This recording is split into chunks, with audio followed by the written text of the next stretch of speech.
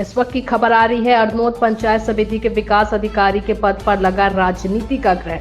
एक माह के भीतर अब तक 3 विकास अधिकारी का तबादला हो चुका है। सूत्रों की माने तो विकास अधिकारी राजनीति की भेंट चढ़ रहे हैं। वर्तमान विकास अधिकारी सुमरेंद्र सिंह का जयपुर मुख्यालय में तबादला हुआ है।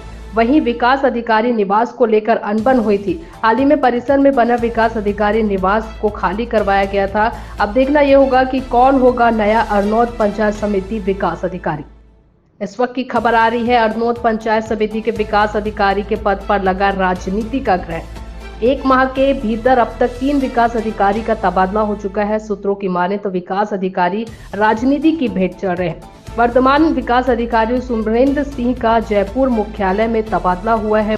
वहीं विकास अधिकारी निवास को लेकर अनबन हुई थी। हाल ही में परिसर में बना विकास अधिकारी निवास को खाली करवाया गया था। अब देखना यह होगा कि कौन होगा नया अरनोद पंचायत समिति विकास अधिकारी। प्रतापगढ़ से दिलीप सेन की रिपोर्ट।